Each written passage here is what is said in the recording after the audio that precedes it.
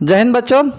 विज्ञान और मापन के मतलब 9th के फिजिक्स के पहले चैप्टर में हमने क्या पढ़ा था। पहले विज्ञान और मापन को पढ़ा कि विज्ञान क्या है, मापन क्या है। दूसरे लेक्चर में हमने देखा कि भौतिक राशि क्या है और मात्रक क्या है।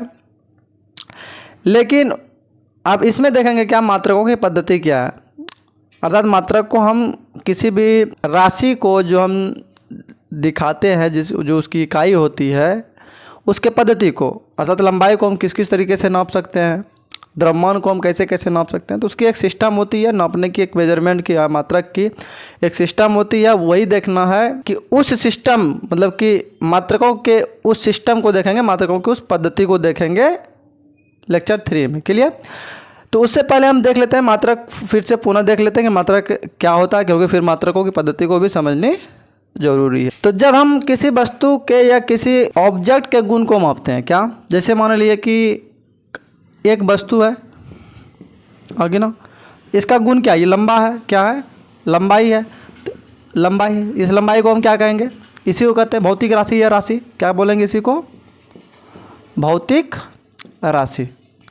क्या इस वस्तु का गुण हुआ ना लंबाई जी, इसी वस्तु का एक और गुण क्या हो जाएगा, इसका द्रव्यमान होगा, क्या इसका वजन होगा, क्या होगा, द्रव्यमान। वजन बोलिए, वजन या द्रव्यमान बोलिए, क्या बोलिए,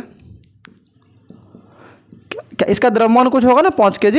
हाँ, तो द्रव्यमान यह क्या हो गया, भौतिक राशि होगा। क्या हो गया, ये द्रव्यमान आपका क्या हो गया, भौतिक राशि हो गया।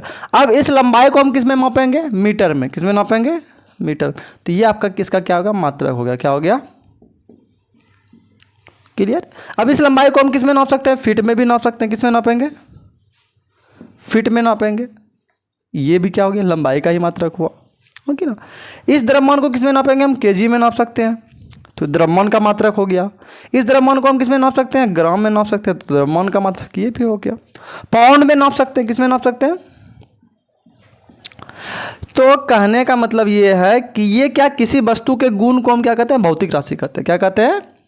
अब उसी राशि को जिस भी यूनिट के द्वारा दिखाया जाए उसको क्या बोलेंगे, मात्रक बोलेंगे। अच्छा अब देखिए क्या होता है। तो मान लिया कि ये एक चीज़ लंबी है, ये कितना है, 5 मीटर लंबा है। क्या है, 5 मीटर लंबा। तो सर इसमें से ये जो हो गया 5, ये हो गया आपका मात्रक। क्या हो गया, मात्रक। इंग्लिश में इसको क्या बोल देंगे हम, यूनिट बोल देंगे। क्या बोलेंगे सर, यूनिट बोल देंगे। तो बताइए सरकार कि इसको क्या कहेंगे, हाँ कि ना। अब ये जो 5 है इसको क्या बोल देंगे हम, परिमाण बोल देंगे। क्या बोल देंगे, परिमाण। इंग्लिश में इसको क्या कहते हैं, मैग्नीट्यूड। क्या बोलेंगे,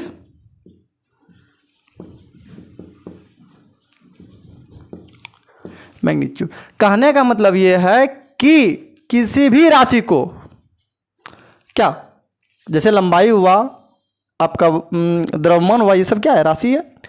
किसी भी राशि को पूर्ण रूप से दर्शाने के लिए हमको क्या क्या चाहिए, एक परिमाण चाहिए, परिमाण चाहिए, दूसरा क्या चाहिए, मात्रक चाहिए। जैसे मान लीजिए हम इसको दिखा दिए 10 kg। क्या दिखाए, हाँ कि ना। अब 10 kg में से क्या, ये 10 क्या kg क्या है, ये आपका यूनिट। क्या है, यूनिट, हाँ कि ना। इसी यूनिट को क्या कहेंगे सरकार, इकाई कहेंगे। क्या कहेंगे, इसी यूनिट को क्या कहेंगे हम, मात्रक कहेंगे। क्या कहेंगे, आगे बात समझ में। अब क्या ये जो 10 है ये क्या हो गया आपका, ये आपका हो गया मैग्नीट्यूड। क्या हो गया,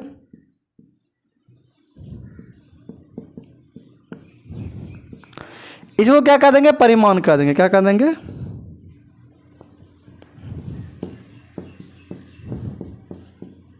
बातें समझ में आई। अब बताइए कि यदि हम बोल दें कि ये एक बोरी हुआ आपका, क्या हुआ,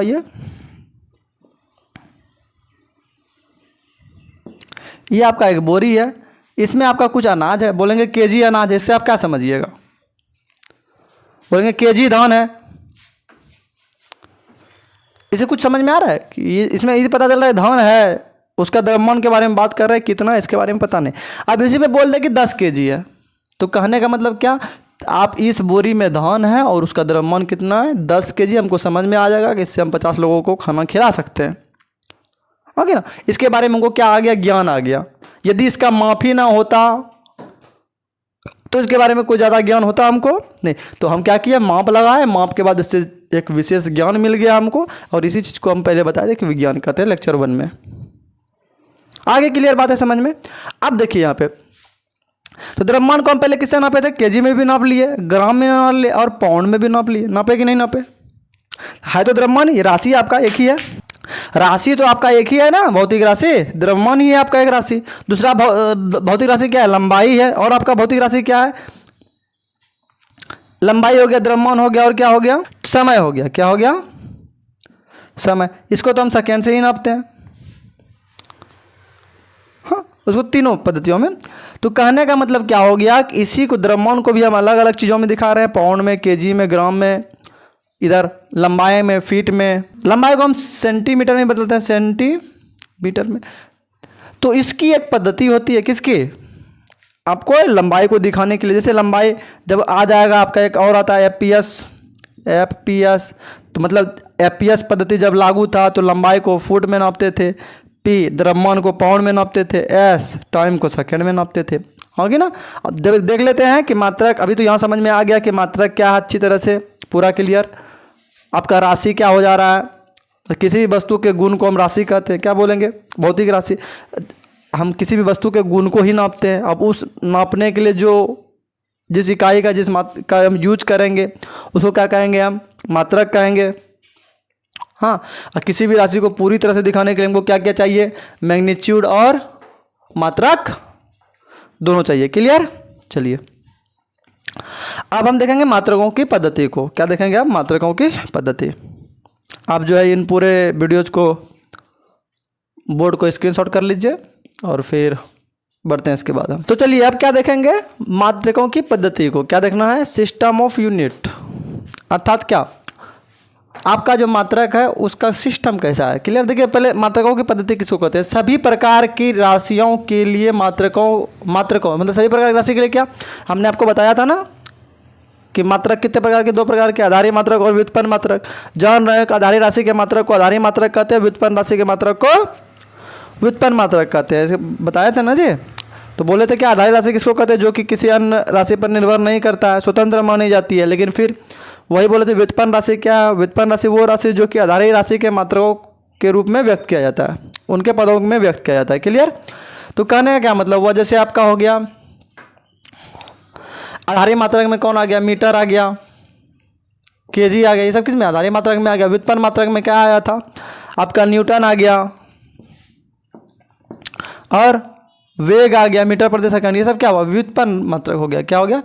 कि पूरे समूह को मात्रकों की पद्धति कहते हैं। अर्थात क्या? व्युत्पन्न मात्रक और आधारी मात्रक को यदि पूरे को जोड़ दिया जाए तो उससे जो मात्रक का ग्रुप बनेगा, समूह बनेगा, उसी को क्या बोलेंगे? मात्रकों की पद्धति बोलेंगे। क्या बोलेंगे जी? आपका डिफिनेशन है, यदि कोई पूछा जाए उसको क्या बोलेंगे? मात्रकों की पद्धति बोलेंगे। देखिए ऐसे पूरे विश्व में बहुत सारे मात्रक हैं। ये तो जनरली इंडिया में ऐसा पाउंड, सीजीएस, एमकेएस में तो नापा जाता था। बहुत जगह और भी चीज़ों में से किसी भी ऑब्जेक्ट के गुण को मापा जाता है, हाँ कि ना। लेकिन विश्व में कुछ ज़्यादा, सबसे ज़्यादा प्रचलित चीज़ें जो है वो उसमें से कुछ दी गई। जैसे एक है एफपीएस पद्धति। क्या है? एफपीएस पद्धति। इसमें से सबसे पहले क्या नापेंगे? लंबाई को नापेंगे। क्या? पहले लंबाई, फिर क्या था? द्रव्यमान, द्रव्य, और उसके बाद क्या है? समय। तो इसमें कहने का मतलब लंबाई को किस में नापते थे? फुट में नापते थे। किस में नापते थे? फुट। द्रव्यमान को पी से पाउंड, सेकेंड।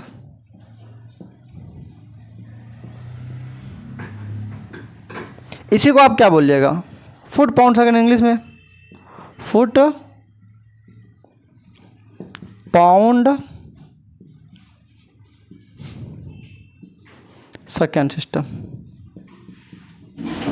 और इसी सिस्टम को और हम किस नाम से जानते हैं मालूम है? आप लोग कमेंट करके जरूर लिखिएगा। इसी एफपीएस पद्धति को कहते थे ब्रिटिश पद्धति। क्या बोलते हैं सर? ब्रिटिश पद्धति।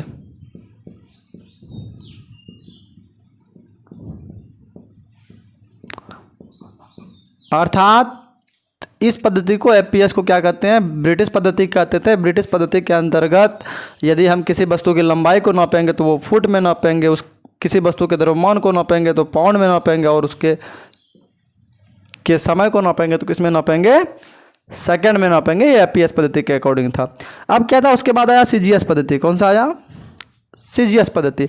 अब सीजीएस पद्धति में क्या था कि लंबाई को हम सेंटीमीटर में नापेंगे। किस में नापेंगे, सेंटीमीटर में। किस में बोलिएगा, सेंटीमीटर में।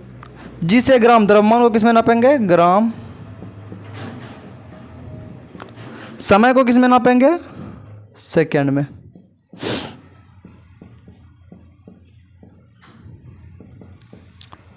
आई बात समझ में। इसको क्या बोलेंगे, इंग्लिश में भी इसी को लिख दे।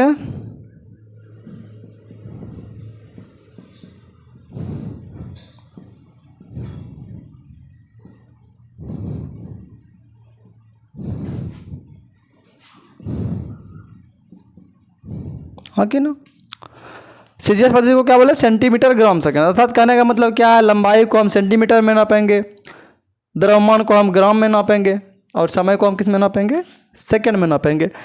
इसका दूसरा नाम क्या है, इस सीजीएस पद्धति को हम और किस भाषा में जानते हैं, ये तो इसको दूसरे किस नाम से जानते हैं, इसे कहते थे मीटरी पद्धति। क्या बोलते हैं इसको, मीटरी पद्धति। बोलिए आप लोग भी। जी हाँ, मीटरी पद्धति, इसको कहते हैं मीटरी पद्धति। यदि आपको मीटरी पद्धति बोला जाए कभी तो आप क्या समझिएगा कि हमको सीजीएस पद्धति बोला जा रहा है, अर्थात उसमें से लंबाई को हम सेंटीमीटर में नापेंगे और द्रव्यमान को ग्राम में नापेंगे और सेकंड को, समय को सेकंड में नापेंगे। क्लियर। अब एमकेएस की आधुनिक पद्धति यही है। अभी जो हम करंट में यूज कर रहे हैं वो एमकेएस पद्धति है। इसमें क्या नापते हैं, मीटर। क्या, मीटर। के से केजी, मीटर, किलोग्राम, किलोग्राम और सेकंड सिस्टम, सेकंड पद्धति।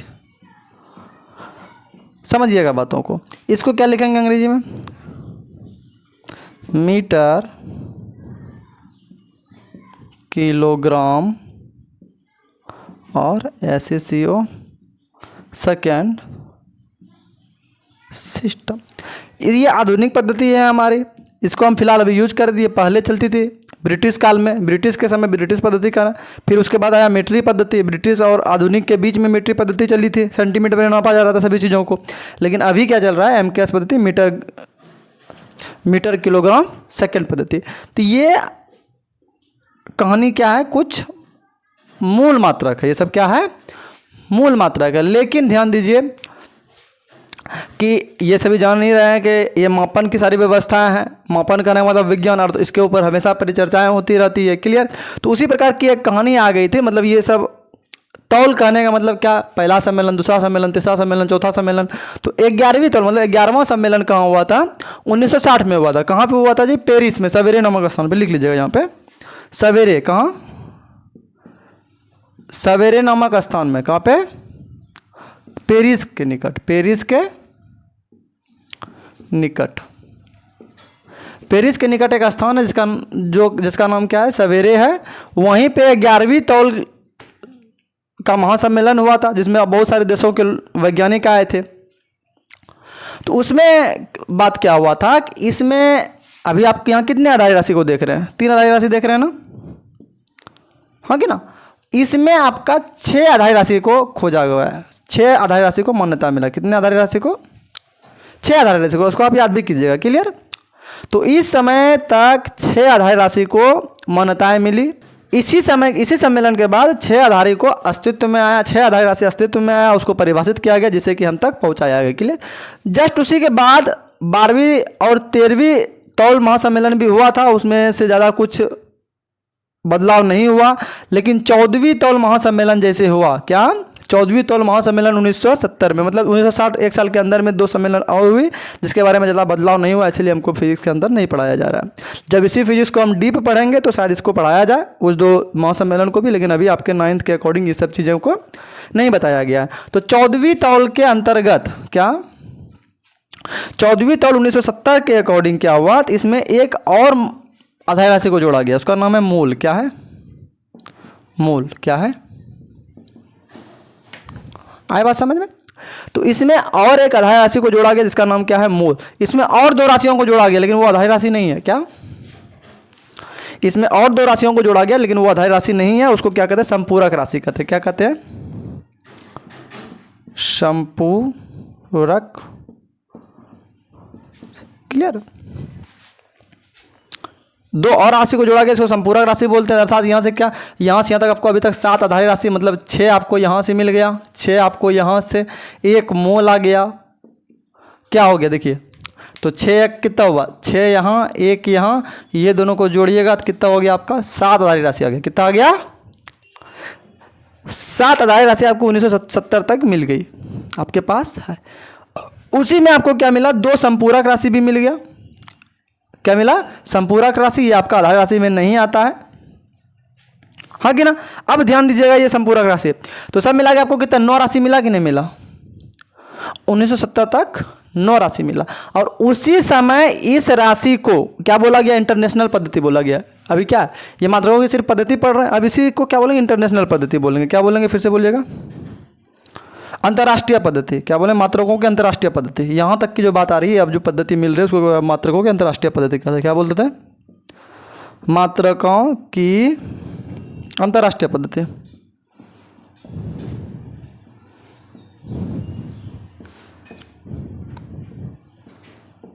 क्लियर। इसमें ये सब को भी इंक्लूड किया गया था, आपका आ जाएगा मीटर, किलोग्राम, ये सब आ जाएगा, इसी के अंदर आ जाएगा। ये 6 आधारी राशि के अंतर्गत ये भी आ रहा है, मीटर, किलोग्राम, सेकेंड, ये सब इसके अंदर आ रही है, हाँ कि ना। इसके पहले तक और भी रिसर्च हुई थी, ये सब जितने भी राशि आ रहे हैं इसके अंदर इंक्लूड हो जाएगी, आपको टेंशन की कोई बात नहीं है। अभी आप देखिएगा, इसी को क्या बोलते हैं, अंतर्राष्ट्रीय पद्धति को क्या बोलते हैं, इंटरनेशनल सिस्टम। क्या बोलते हैं, नेशनल